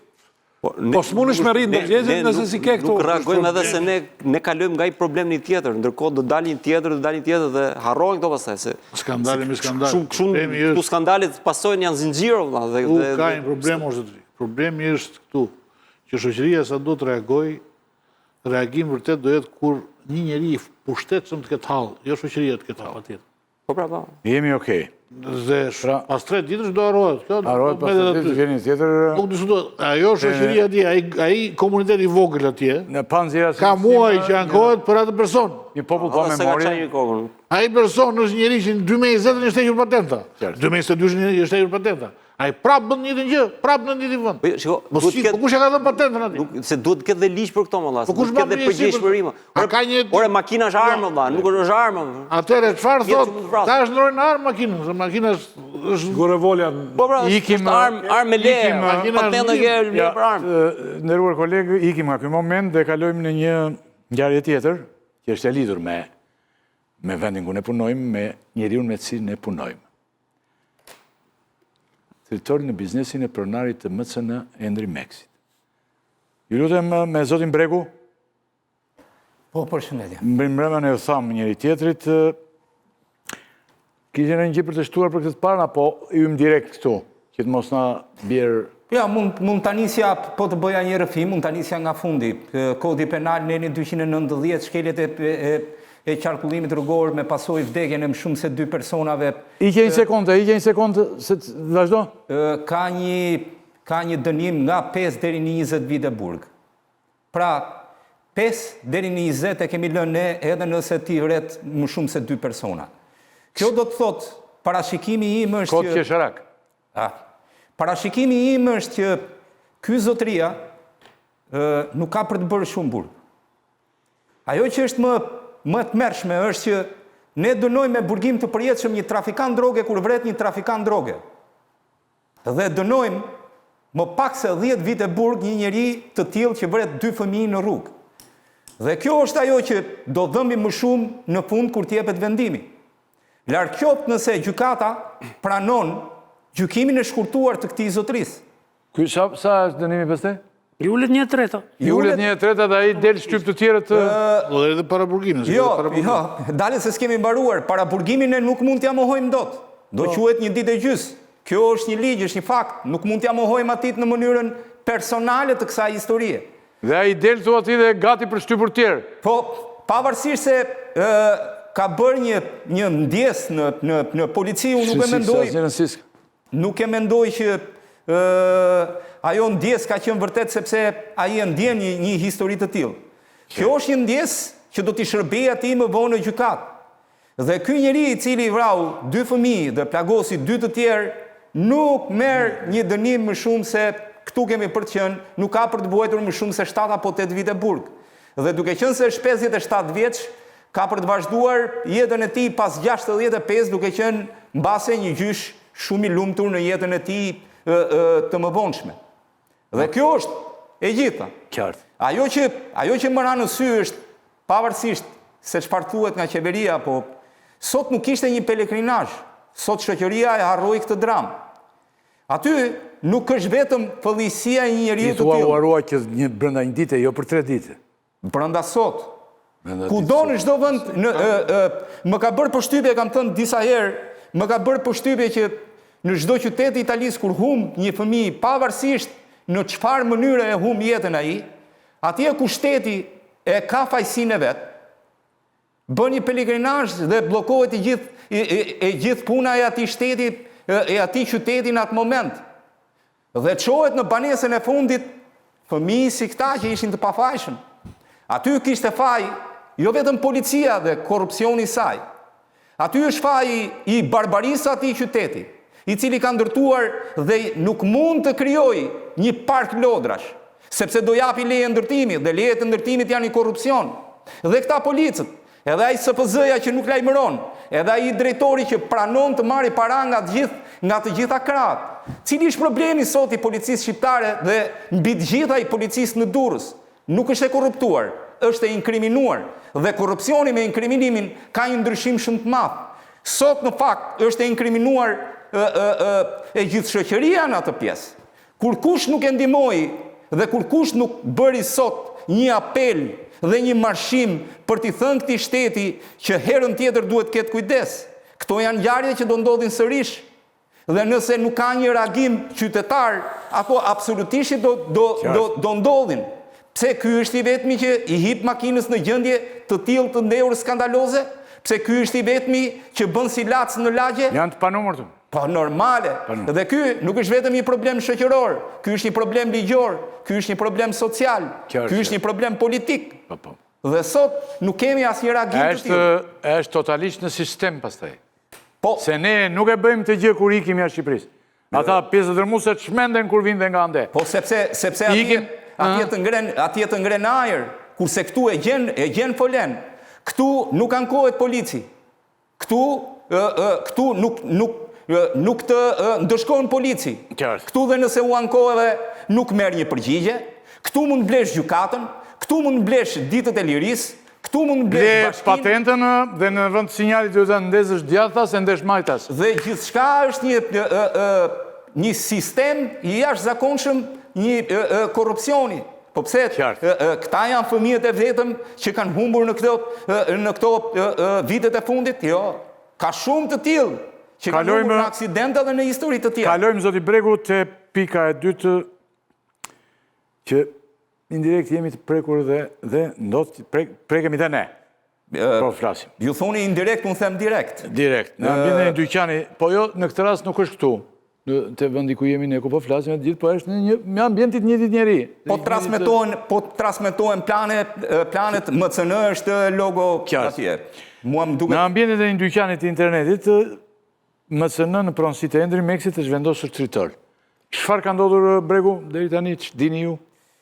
Atëre, duhet themi që krimi i përket një grupi i cili është pa dyshim pjesë e krimit organizuar. Krimi ka qenë shumë i sofistikuar. Lënda e sasisë plasëse mbi taracën e këtij dyqani është vendosur 6 orë përpara se të shpërthej. Ka qenë me kohë matës, është vendosur diku nga ora 22 e mbrëmjes së të shtunës dhe ka shpërthyer në orën 4:30 të mëngjesit të një dite më vonë. Personi që e ka vendosur absolutisht ka qenë edhe i ndihmuar, e ka vendosur atë duke qenë i maskuar, e ka vendosur rreth orës 10:30, është larguar, kamerat e kanë kapur, po kuptohet që është i maskuar duke arritur në perfeksionin e këtij krimi. Nga mënyra si e shoh, absolutisht nuk ka qenë për të dëmtuar banorët e pallatit, pavarësisht se ka bërë dëme në këtë objekt tregtar, edhe në xhamat e një subjekti tjetër, edhe të një familjeve, ka qenë i përllogaritur që të mos shkaktoj dëme të jashtëzakonshme për të qenë edhe në njerëz. Në rastin konkret kuptohet që në të gjitha ashtu dhe siç mendon policia, është absolutisht dërgimi një mesazhi. Dhe gjatë gjithë kohës krimi organizuar njësoj si ky dërgon afërsisht në Shqipëri 60 apo 70 mesazhe çdo vit. Kjo e marr nga një statistik e procedimeve penale që mund të jetë që nxjerr prokuroria e përgjithshme çdo vit. Afërsisht 60-70 kemi mesazhe të tilla. Një prej tyre kuptohet që tani erdhi në portën e MCN-s. Unë nuk do të nxitesha që të flisja këtu se cilat janë motivet, kuptoj qartë që ai nuk është vendosur se është pronë e Endri Meksit i cili shet internet, absolutisht që mendoj është vendosur e Endri Meksit që ka një televizion. Unë e kam parë kohët e fundit zotin Meksi i cili edhe vetë... Kemi reagimet policisë për këtë? Unë mendoj që policia këtë radhë e ka marrë më seriozisht se në radhën e shkaluar kur kërcënimet e mëparshme që Meksi i ka bërë publike. Po pse erdhëm deri këtu? Sepse kërcënimin e parë nuk e mori njeri seriozisht, kërcënimin e dytë nuk e mori njeri seriozisht. Prokuroria fle mbi dosjen e parë, kallëzimet e zotit Meksi janë bërë. Se ende s'kemi asnjë... Po sot erdhëm ke shpërthimi tritolit. Nesër çfarë vjen? Mirë po, ku kemi mbërritur? Kemi mbërritur tek lënda eksplozive, e cila në fakt është një akt terrorist. Nuk kemi të bëjmë më me shantazhe, kërcënime, dërgime mesazhe. Ky është një akt terrorist. Çdo lëndë eksplozive që përdoret dhe kurdo përdoret, quhet se është vënë, mund të jetë edhe subjekti tregtar, po është vënë dhe në një pallat banimi. Dhe në këtë rast kemi të bëjmë me një krim i cili jep një sinjal më ndryshe. Ka një mënyrë të trajtimit të kësaj ngjarjeje pak më ndryshe se herët e para. Nisur këtë e them edhe nga fakti që duke nisur se ajo i përket komisariatit numër 4, e cili është komisariati me zbulueshmërinë e krimit më të lartë në Tiranë. Edhe duhet thënë që është një ndër agjendët aty punojnë më shumë se të gjithë komisariatet e tjera. 4 ku i bie këtu në 4 fillon nga Xhamlliku, përfshin gjithë një pjesë të madhe të fshatrave të Tiranës. Është Rrugë e Dibrës. Rrugë e Dibrës. Përfshin edhe Dajtin, përfshin edhe pjesë të tjera të fshatrave. Kryesisht edhe Rruga Ura, atë pjesë mbulon. Por ka zbulueshmërinë më të lartë në Tiranë dhe në fakt është i vetmi komisariat që ka një mënyrë më ndryshe të punës dhe ka dhënë rezultate. Atë letë merremi dhe ata janë shumë të bindur që ky është një dërgim mesazhi dhe policia është qartë që është një dërgim mesazhi. Pra nuk ka dashur të krijojë një panik të madh te qytetarët, nuk ka dashur të rrezikojë jetën e qytetarëve që banojnë aty, por është një mesazh ndaj kuptohet nëse është për pronarin e asaj subjekti tregtar që me sa di unë jep internet, por njëkohësisht edhe drejtori pronari televizionit MCN ku ne punojmë. Tani le të merremi ja edhe tre fjali. Ajo që e kam parë unë zotin Meksi, ai është bërë shumë aktiv kohët e fundit ka marrë pothuajse një rol gazetari. Dy janë pikat e tij që zakonisht ka sulmuar gjatë gjithë kohës, jo vetëm ai, përfshirë edhe gazetarët këtu. Një shtakshi, edhe MCN mbetet i vetmi televizion që vazhdon që të publikojë aferat galopante, korruptive që kanë ndodhur në këtë agjensi. Dhe dyta është Komisioni i Prokurorimeve Publike, në të cilat me sa di unë pa fund, jo vetëm zoti Meksi, por me dhjetra bizneset të tjera ankohen për dyshime të mëdha, për favorizime në tendera, për një masakër të madhe që ndodh në atë komision prokurorimi i cili zgjidhet dhe janë antarët zgjidhen nga vetë parlamenti. Nëse në fillim të gjithë ishin në dyshim nëse kjo kishte të bënte me ndonjë çështje intime të zotit Meksin, me ndonjë problem në bizneset e tij të tjera, sot duke u rritur dhe duke shkuar deri në këtë pikë, absolutisht që gjithë duhet të absolutisht që jo vetëm unë kam pas bindjen që në fillim, por edhe policia ka filluar të mendojë që ky është një mesazh kërcënues për mbylljen e gojës, nuk e di. Domethënë është çështja e tritolit kundra fjalës së lirë, por le ta lëm gjithsesi të presim një përfundim. Unë mendoj që prokuroria dhe policia, jo prokuroria aty e ka dosjen. Ajo është shkaktarja kryesore që shkuam deri këtu. Prokuroria ka më shumë se 45 ditë që kemi asnjë rezultat nga hetimet. Po shiko, ka edhe një gjë, ajo mund të pretendojë prokuroria që ka shumë dosje. Por kemi një urdhër të prokurorit të përgjithshëm që nëse ka një kërcënim ndaj mediave, jepet një përparësi. Kështu ndodh në çdo vend të Bashkimit Evropian.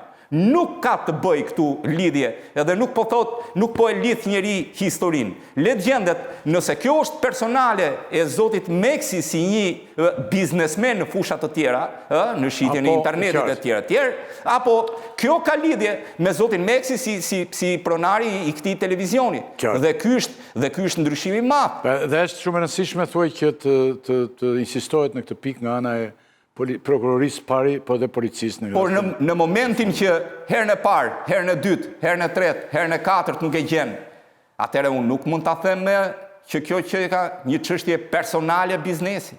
Por dhe po t'jetë një çështje personale biznesi. Si u lejo ka një biznesmen të shantazhohet dhe të vijë deri në këtë pikë sa ti vendoset detyrat. Edhe sikur të mos jetë një rast që i lidhur me median, ai është një rast i rëndësishëm, domethënë në këtë pikpamje. Hoxha, ke ndonjë gjë për të shtuar? Mos u kthehem gjërave që tha Koli, më mjafton vetëm një element. Brenda një harku kohor për një muaj e gjysmë, kam ndodhur një seri episodesh. Por në fundit ka një reagim, or çfarë po ndodh? Çfarë edhe njerëzit pyetën çfarë po ndodh? Aq më tepër që kemi të bëjmë me një biznesmen që është i deklaruar, ka një jetë publike, është aktiv në rrjetet sociale. Pra minimalisht, policia për t'ja hequr të kusurin vetës, që po i thonë që s'po reagon, por çfarë po ndodh? Prokuroria, çfarë është duke bërë? U diskutuar edhe para u morën as u morën kamera, ato ja u morën, cila është masa që është marrë? Nuk ka rëndësi se kush ndodhet në këtë rast që lloji zoti Meksi. Nesër mund të jetë një tjetër. Më bën përshtypje, para mos gaboj një viti, një pronar tjetër media pati vetëm një telefon. Një telefonat dhe unë ngrinë kem gjithve. Spaku, direkt Spaku. I morin hetim, shkoj pronari, vetë da deklarime, u thirë personi tjetër, veproj Spaku. Mbase deri në fund, Spaku mund të thotë, kjo nuk është kompetenca ime, mund të çojë prokurorisë Tiranës, mund të ndikë prokurorisë Tiranës. Por në rastin konkret, duke qenë një çështje të cilën media vazhdimisht qoftë dhe vetëm kjo media, po i heq media të tjera. E ngre për ditë dhe po kërkon një zgjidhje. Ora zgjidhje sido që të jetë, edhe qetësosh njerëzit. Si do që tjetë, më, qatë do që tjetë. Qënë si ka motiv, nuk po hyon tek ajo ku shqiet mrapa. Por, duke patur eksperiencën se si ndodhin ngjarje të tilla në këtë vend, dhe kur ato kanë një intensitet të tillë që fillojnë pak nga pak, dhe ato vazhdojnë edhe e rrisin dozën, dhe kur ti nuk shef reagim, mbas e presin këta të mitralohet, kemi rastin e të midis tjetër kombëtare Top Channel, u vra roja e ngrit atje. Edhe ajo pa autorësh sot e kësaj dite, po ne nuk mund të jemi pafundësisht me këto ngjarje dhe të presim vetëm kur të kemi pasoja të rënda, si sot, pa flisim për aksidentin Durrës. Parlamenti mbajti 1 minutë heshtje. Ky parlament duhet të ndryshojë ligjin, s'më duhet heshtje atyre. S'më duhet heshtje, mbajtemi, kërkuan 1 minutë heshtje, parlament. Për tragjedin e mbajnë 1 orë aty se ata kotrin e kupton, po në parlamentet ata kotrin nuk ka rëndësi. Patjetër, po ata duam ne, ata e kanë dorë, ata do të bëjnë ligjet. Po, pikërisht. Dhe në rastin konkret që kemi të bëjmë me, aq më tepër që kemi të bëjmë me pronarin e një media, me një pronar të disa bizneseve që ka biznese specifike në disa fusha specifike të këtij vendi. Atëherë si është e mundur që nuk ka një reagim? Çfarë pritet? Se kuptoj çfarë pritet. Por si do që tjetë, nuk po hy, unë s'po marr fare me rëndësi ka që të autoritetet Shiko, fakti që të ndalojnë tek. Unë kaloj për dita e Rruga Kushme ose eksplozivi.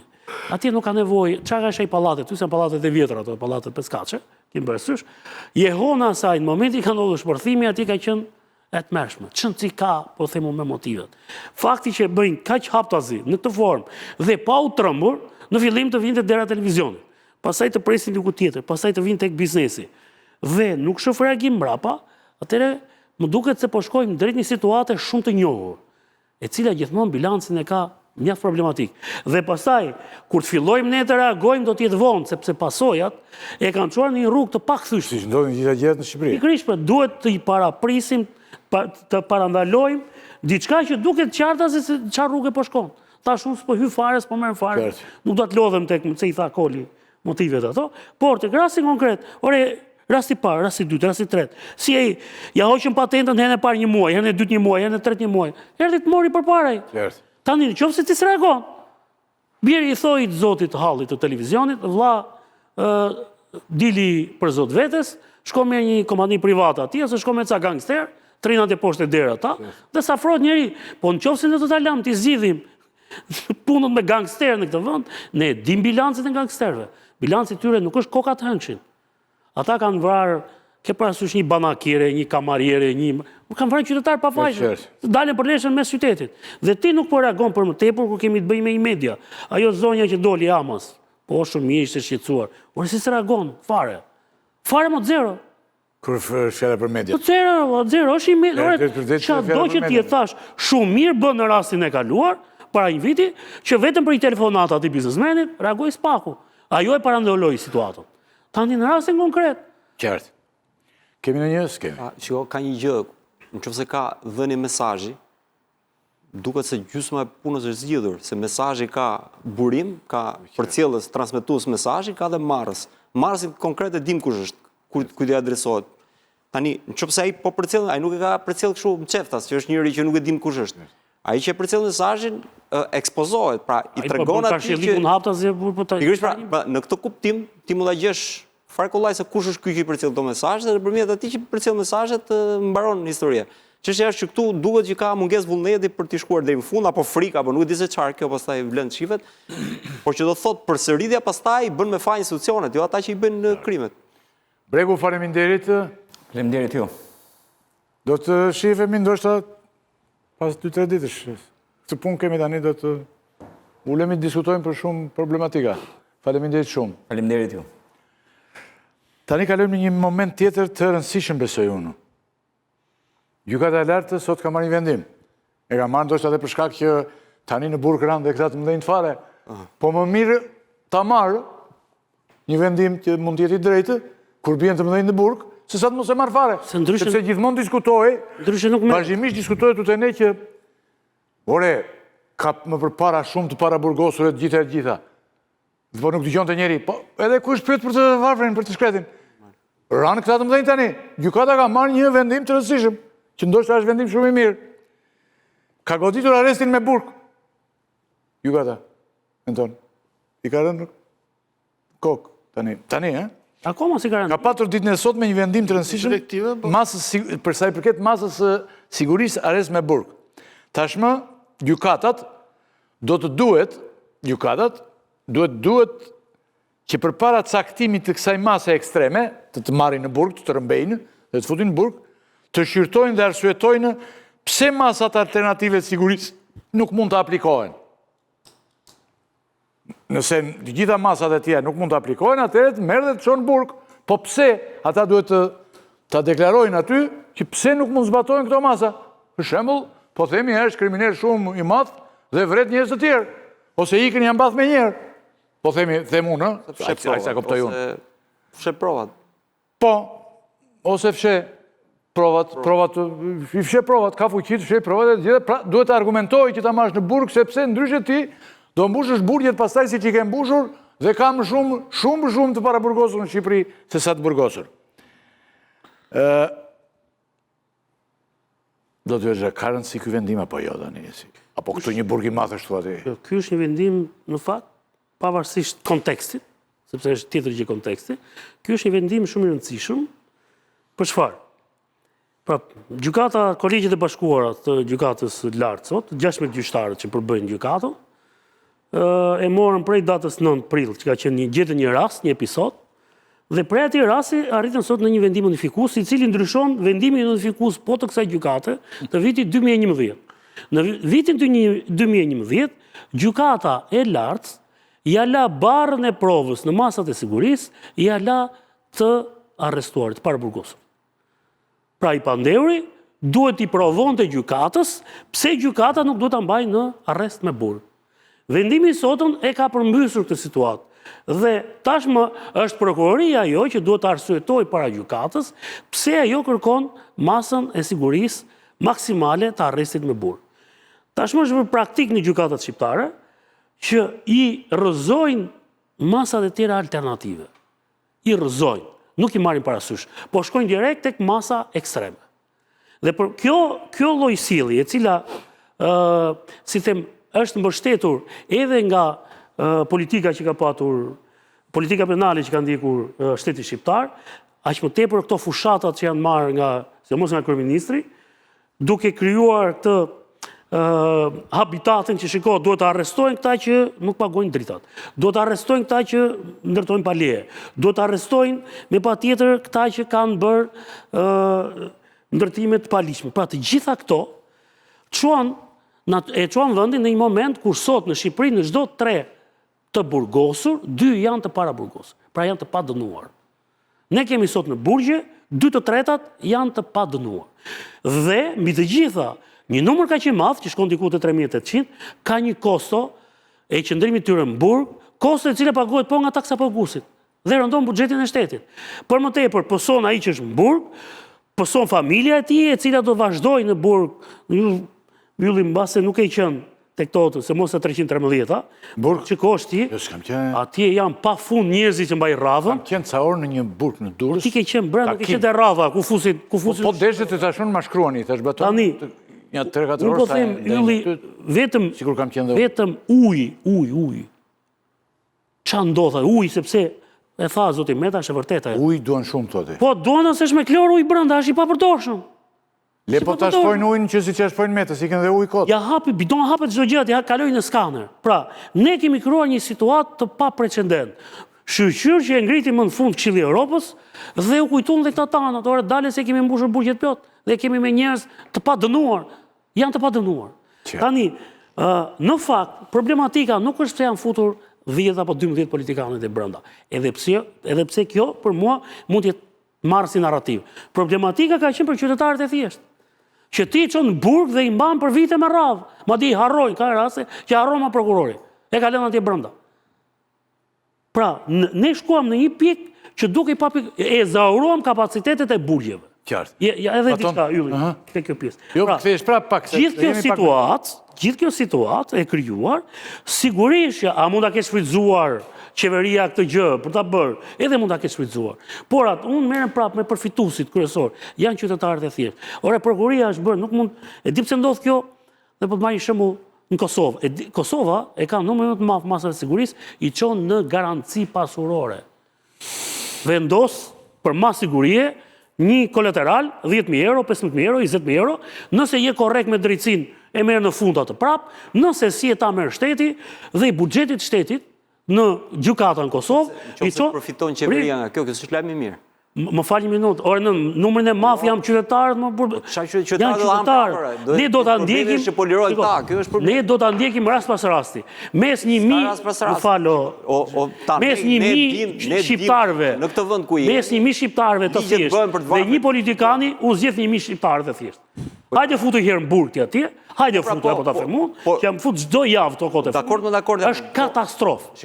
Ne po trajnojmë sot, brezin e ri kriminal në një regjim. Nuk mund pres që bëhet gjë e mirë kur ti bën ligje që shpëtosh pasurit, shpëtosh mbledhjen, shpëtosh pushtetin. Jo pra një minutë. Çon të ri për kilogram, më fal për gram kanabisi, iki ata kriminal. Po jo ma është gjë tjetër, ndryshon ligjin për gramin ti. Dhe akoma me bukur se këtu çdo gjë baton falë. Mbaj politikane, çdo gjë është shumë e çuditshme. Po si mbajnë ata? Edhe uji më shkruan. Po ata prandaj po e bëjnë për të shpëtuar. Miku i afërt i emisionit. Po dëgjoj për ata se është shumë e bukur dhe kjo. Dhe ju thoni rregullohet ky vend, çfarë rregullohet këtu? Edhe uji më shkruan një mik i afërt i emisionit. Nuk lejohet të blihet në çdo supermarket, por vetëm te Shpari, te Zamiri. Nuk ka ujë tjetër. Monopol atë. Monopol ujë.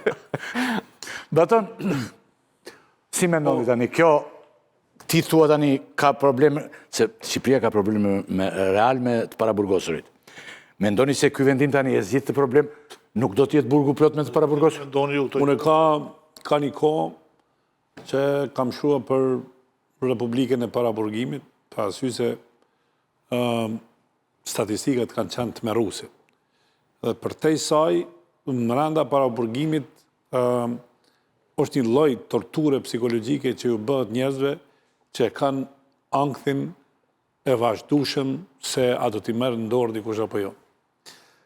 Dhe ky vendim qëndron më shumë si një ndryshim filozofik i arrestit me burg që më nuk mund trajtohet, edhe pse unë besoj shumë pak, nuk mund trajtohet si një përgjigje standarde në realisht ndaj vepra të rënda. Pra sy se ky vendim tash kërkon diçka tjetër. Kërkon sqarime në detaje se pse ai duhet të rrinë në burg. Por vetë fakti se Ergysi i përmendi disa pika, ato pika do të përdoren nga prokurorët, por edhe pse po them tash prokurori duhet të jap sqarime vetë personalisht se çfarë duhet bëhet me paraburgimin, respektivisht pse duhet të qëndrojë një njeri në burg, ai edhe për një kohë do ta ketë fuqinë ndaj gjykatave. Parasysh se ekziston një mungesë ekuilibri mes kërkesës së SPAK-ut, që është një fuqi brenda drejtësisë dhe gjykatës, e cila në një farë mënyrë ende ka frikën se çfarë vendimi të marr kur i vjen një vendim nga SPAK-u ose një qendrim nga SPAK-u. Unë nuk pres ndryshimet mëdha, SPAK-u kemi një vendim dhe një guxim të gjykatës të lartë se duhet ndryshohen standardet dhe ky është moment jo vetëm. Pse tani? Ky gjykata e lartë. Ç'është kjo ndjeshmëri, ky shpërthim ndjeshmërie për të vobektit në përburgje që ka plasur në vend. Se kjo është shumë interesante kjo. O duhet të vdes brenda burgut. Jo më jo. Që të ngritet një situatë sociale për të ndryshuar gjendjen. Baton, janë 139 të vdekur për 5 vitet e fundit. 139 bilat luftë. Po pse më sot vdiqën këta? Po jo më sot, më ti ke vetëm i hallën e. Ore, nuk më bëhet vonë për politikanin, ore. Po si s'më bëhet vonë, ata po shkatrojnë Shqipërinë valla. 4.000 shqiptar kot, po. Ata po shkatrojnë. Ore, bëj ligjin, mo, dënoj politikanin. Po jo pra se këta po e bëjnë për shpëtuar politikën. Po jo më ndryshoj atë, bëj. Ta mbajmë aty fokusin. Po pse më, o tan, ti e hak këtë ti që gjykata lart Befas vurin dorën zemër dhe thash shiko gjunafta këta të burgosën e shkret. Gjykata e lartë. Si ta zgjidhim këta? Bekteshin e shkret, Bekteshin nga Lezhë. Po rastin e 7 kg. E mori Bekteshin e harruar. Patjetër që e bëri. Esplurozi Bekteshin. Që të nxirrte një ligj për të pambrojtur si Bekteshi mo. Pikërisht pra. Se i vin të këtyre që i ka vënë të gjithë shok të Fatmir Xhafës, u vin të keq për Bekteshin, jo për miqtë e Fatmir Xhafës dhe miqtë e vetë. Pikërisht pra ata këto po them Ore, kjo është qartësisht neni 103 i Kodit Procedurës Penale, të cilin nuk e la Bashkimi Evropian Edi Ramën ta ndryshoj, i shndërruar në vendim unifikues gjykatës së lartë. 4000 veta atje. Kaq. Të lutem se folja s'të ndërpreva. Jo, unë dakord, po them. Mos më ndërprit, të lutem. Kaq është kjo. Kjo është që ata që kanë mbrojtje politike nuk do jenë në burg më. Mbaroj Ky është qëllimi pra. Pse e thot? Vendimi thot, dhe i takon prokurorit, po i takon prokurorit të vendos. Pastaj gjykata thot, vendos. Jo vetëm jo vetëm bazë të asaj që thot prokurorit. Për të shpëtuar këta. Në sekondë ta mbaroj.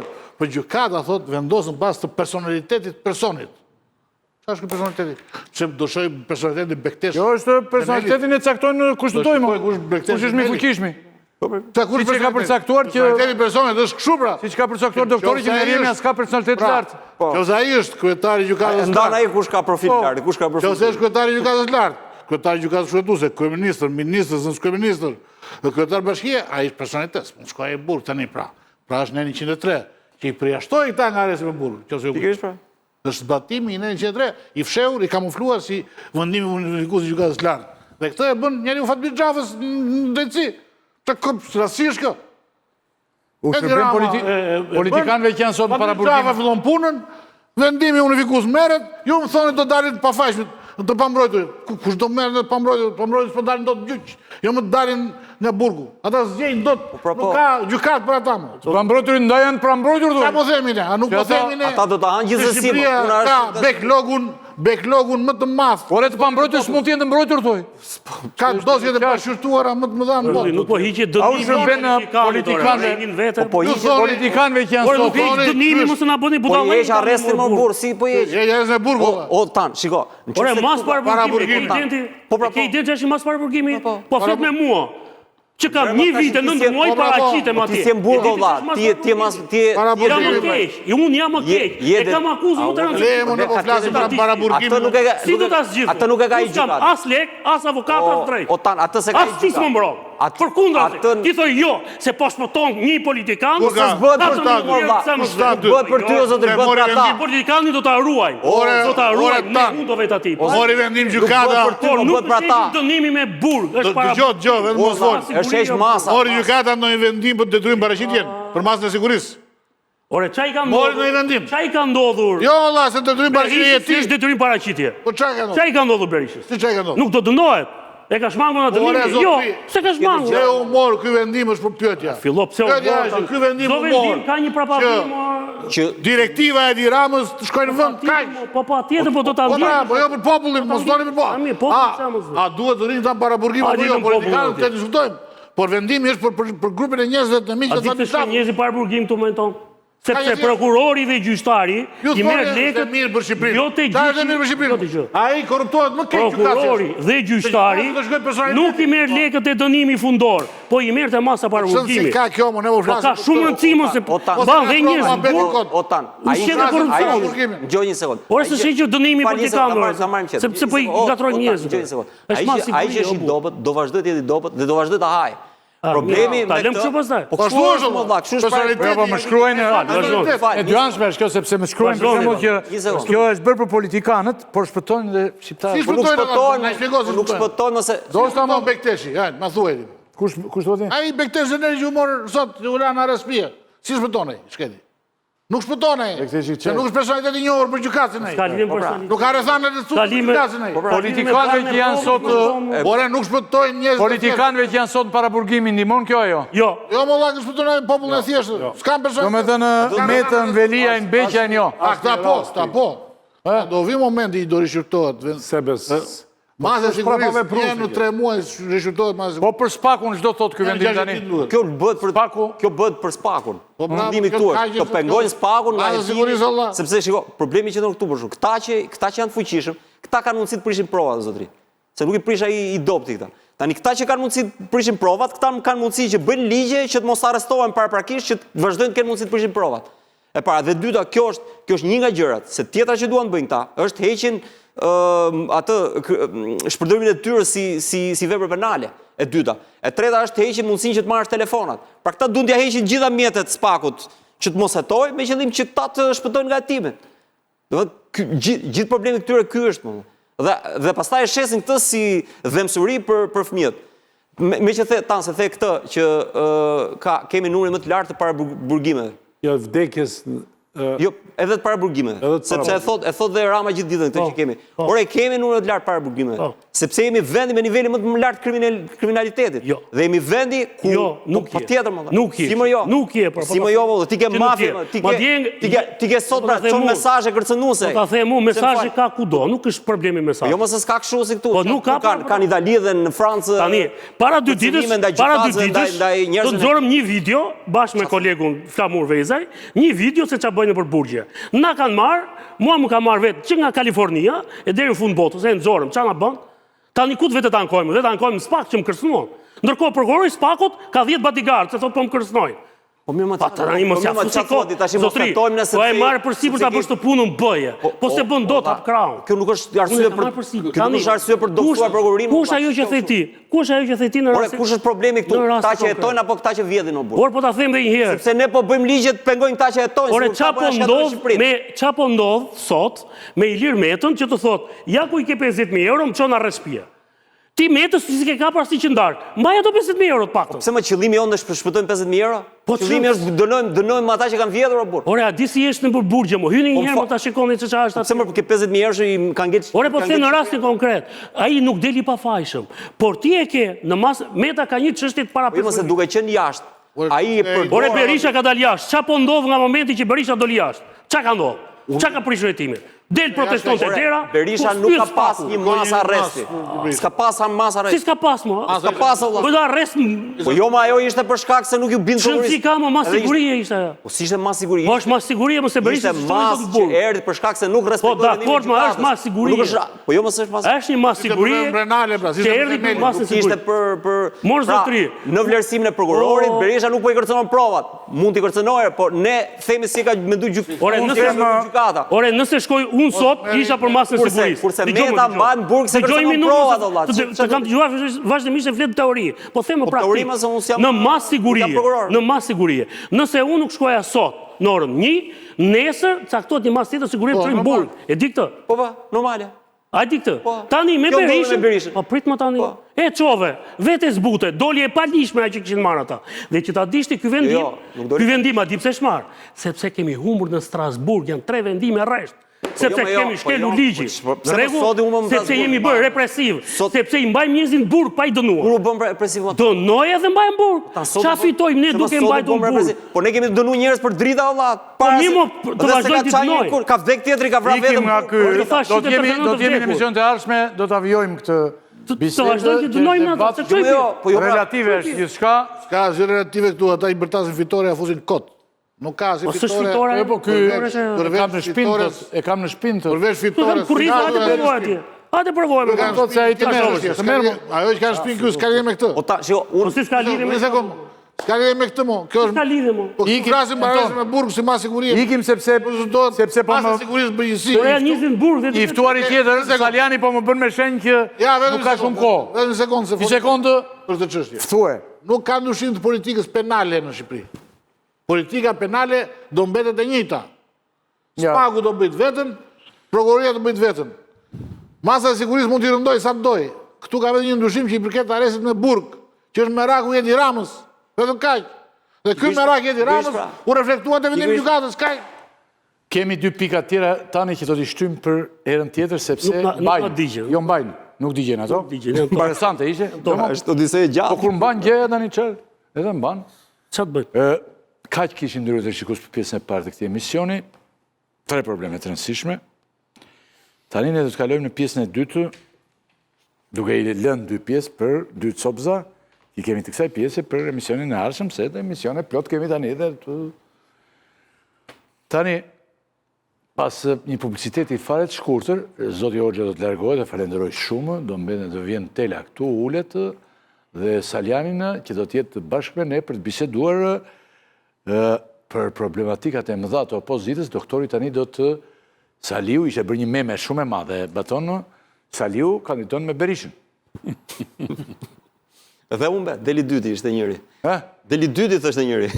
Dhe Saliu mund të Dhe deli dyti. I pari Berisha dhe Saliu i dyti dhe ne do diskutojmë për këtë problematik tani. Zgjedhjet, po këto thot Saliu, doktori thot janë zgjedhjet më të ndershme. I eliminoj të gjithë bile Edhe i futi një ndryshim statuti. Edhe Merjemen. Ndryshim statuti kam largoj edhe Merjemen, e cilën edhe mund mos largoj. Bëri një kriter. Po po do ta kemi tani. Jo, sa jo za E pas kritere. si gjukata e lartë... Beri kritere, sa jo kritere. Gjukata e lartë. Ja, fiks. Po kriteria Jam dakord me këto. Jam dakord. Po ai oj ke Pa Engri Merjemen. oj ke pa i kriteret. Por ai është si Ta do ja gjithmonë. fabrik kriteresh. Gjithmonë në shërbim të më të fortit bën. Uzinë, se fabrika është e vogël, uzinë kriteresh. Në qoftë se ka një uzinë në Shqipëri që prodhon kritere, ky është. Fare s'kur publicitet rikthehemi.